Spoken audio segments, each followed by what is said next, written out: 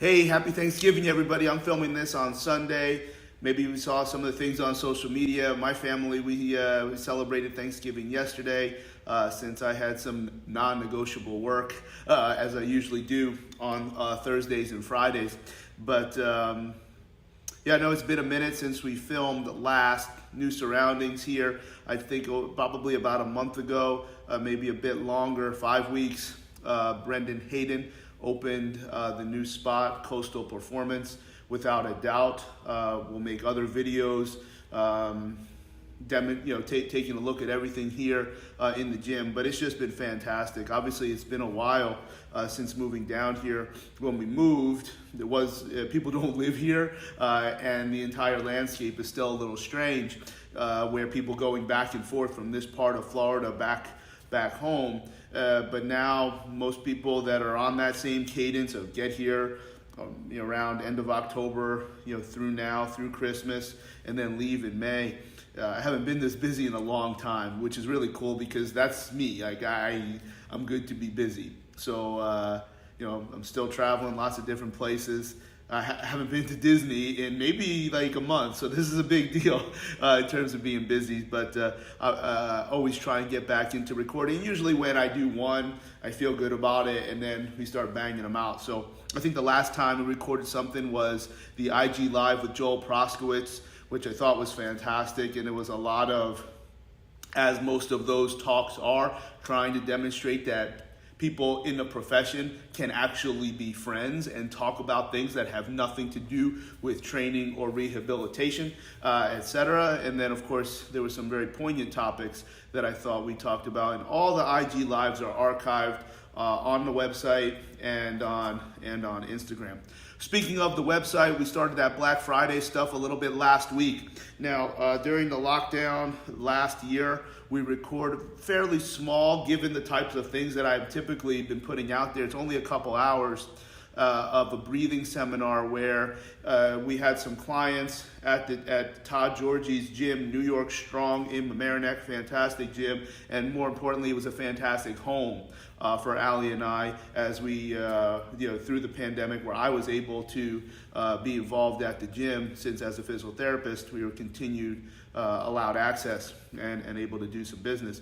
So we had seen some clients and all seemed to have the same types of issues. So I said, well, why don't we do this seminar and we'll film it. And at that time, all of the proceeds went to the dog sanctuary for senior dogs that Todd and his wife run out of their house. So all the proceeds went to that. We're filming it. I have continued and will continue to support that endeavor. In fact, the last time I was up in Mamaroneck, I just paid for the room and obviously told Todd, I said, take what you need for the room and the rest is going to the dogs. So, very, very happy to be a part of that and build those, continue to keep building those types of relationships with folks everywhere. So that breathing seminar is available. There's obviously the typical cachet of discounts, and I certainly hope people take advantage. If this is the only time of the year that makes sense to get those things, then hopefully it works for you. Next week, Perform Better has the first in-person seminar in obviously a very long time. I think it's 16 different presenters, 14 different talks. I'm pretty sure Gray and Lee are going together, and the Cosgroves are going together. Ali and I are not going together in terms of the seminar. We're not even flying in together. So I go on Saturday, and it's a new topic, and I take a lot of pride. I think this is like year 12. 11 have been different topics. And I like being able to say that. So this year, actually, it's a little bit of a window, which I think will be very, very interesting. We take the ad, which has all the pictures of all of these incredibly successful professionals that are typically on the Perform Better circuit, and to try to appreciate and maybe reverse engineer. They're all super successful and they all do different things.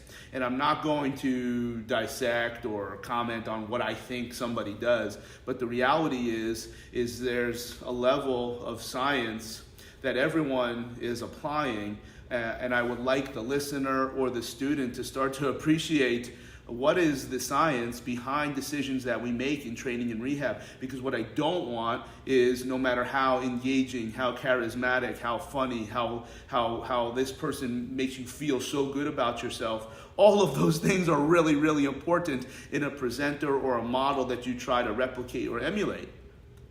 But they're science. And there's things that if you can't explain what it is that we're doing, I don't know that everybody needs a PhD in exercise physiology or physical rehabilitation. I think we need more, and I'm going to try and fill in that gap. Most importantly, the gap may not be filled, but hopefully it motivates the student or the listener to learn more, and then to be able to develop a program that allows them to be one of those faces up on the screen. So that's next week. It's Thursday, Friday, and Saturday in Providence, connected to the hotel. So once you're in, there's not a need to be in a lot of different places.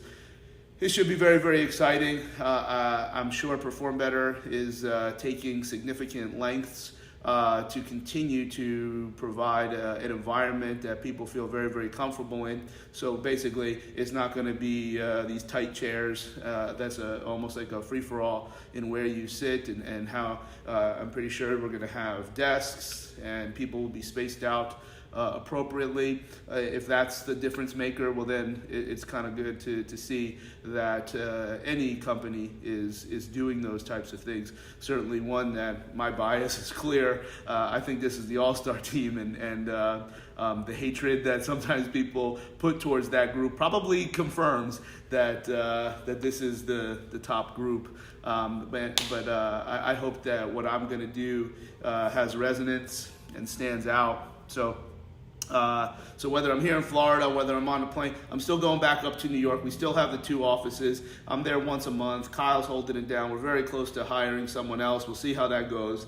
But here in Florida, and then obviously the things that we see on charlieweingroff.com. Now, just so I don't leave you with anything more than just advertisement, something that's very, very interesting. So, as I've said a long time, yes, it's kind of cool when you work with professional athletes. That being said, professional athletes don't really live in New York City. They come to New York City. So you don't, when you're there, you don't have this incredible runway of time to work with these folks. So most of the, whether it's through Canada or when I work with players privately, but now in Florida, there's guys that actually live here, particularly in golf and tennis. And at the elite level, it's really starting to beg the question. You know, I'm sitting here in Iraq, here at the gym. I can give you a little, let's see, what do we got over here? There's some Kaisers, and we're looking outside, and I think there's the Proteus, out here over my other shoulder. I don't think you'll be able to see, but right there is the outdoor putting green over on the other side. We'll do a great video when George gets down here and show everybody the gym. But I don't know that we always need all those things. When you're dealing with an athlete that has extremely high level technical skills and already has demonstrated exceedingly high levels of speed, strength, power, all of these micro qualities. And I say micro because, as many know, in my philosophy, as I learned from Val Nasedekin, I would consider the relevant work capacity to demonstrate those qualities would be the macro qualities. That being said, the work capacity is without a doubt the most crucial component so that the athlete can be who they are as often as possible. That is, if there is an end-all, be-all, can the athlete be who they are as often as possible? Consistency is what we see in the best performers at any level. Even if you are a more marginal performer, if you are consistent, you'll usually find higher levels of mastery. You may not be able to jump as high or run as fast or hit the ball as far. Nonetheless, you'll be very, very consistent. And with that consistent, maybe we finish or we are able to deliver levels of performance that are probably going to be higher than the sum of this average of being great and then poor and then great and then poor. And what I'm starting to see is, also keep in mind this bias where a lot of what I'm doing is not managing this very detailed 12-month fitness approach, probably because it's not that important. They've already demonstrated this high-level fitness. How do we recover as quickly as possible from the intelligent training? Because intelligent training should probably lead to less demands to recover. So then we can compete harder and we can practice harder. And all of these concepts should track back to all types of individuals, whether it's a professional athlete or general population. And as I'm engaging in what would be goals primarily to recover and maximize the resistance phase so we can have these mini stages of overreaching more often so we can get better quality repetitions in practice and more consistent performance in the competitions. Now, that's not lifting hard. That's not maxing out. That's not getting after the maximal effort method. Because all of those and dozens more, these are all very, very intelligent approaches. I don't know that they're absolutely necessary in the highest level of athlete in season. It doesn't mean you don't lift. And I really don't have a clear answer, but I'm going to get there probably as I do more of it. And we'll just give case studies and ideas. But really what I'm seeing is how do you help people recover? How do you help them get past some of these things and start to realize that intense training isn't always at the forefront at different times of the year. Efficiency may indeed be an easier get, the lower hanging fruit.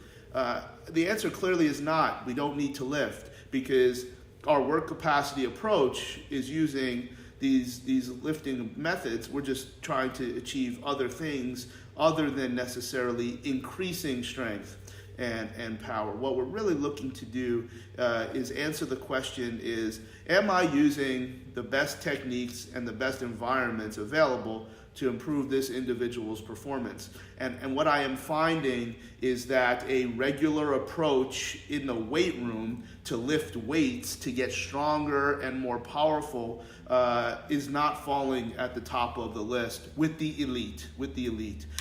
This would not apply to younger athletes. I don't know where this applies for these, for general population. And we should never be minimizing the increase of lean mass. I mean, I think that not only does that end serve almost all populations, but the process also will lead to a lot of other really good things. So you can see it's like this pinball that's going on in my head a little bit with this, with a lot of the things that I've been doing over the last couple months, and is very interesting, and actually tracking back to that Perform Better talk, to try to talk it through, it makes it even a little bit more elucidated, where you can start to, okay, so that does this, but does that really get us to this point so that we can do certain things in our competition? Off season, completely different. There's a different skill set, I think, in what we would like to be seeing. Because again, you have to take the approach that to get stronger and faster is a more costly process. And does that cost get in the way of elite performance in the short term? It's interesting. It's interesting. And if I'm off and I really missed the boat on that one. Well, it'll be because we tried. We tried some new things with some different situations, and they didn't work. That's the last thing I want to leave you with, which is really something that I'm going to try to get out of that Perform Better talk. Again, I don't want anybody to do what I do, and I said this on a podcast recently. Just because I've squatted 800 pounds, don't listen to me because of how to squat. Just because I've done a Van Damme, don't listen to me because of you want to learn about mobility. Do it because something made sense. You tried it, but you also tried another approach. You took 5 people and did it this way. You took 5 people and did it that way. And you flipped the coin and you saw what comes out in the wash. And I think that's really a completely void process. People just do what someone else says. How about you do what 4 people say, 3 people say? When I put up 3 fingers, I mean 3. And just see what happens and be your own scientist. And I think that's something that I'm hoping to get across with myself over the next little bit, but also with that seminal talk of reopening shop with Perform Better. hope that all makes sense, and we'll talk to you soon.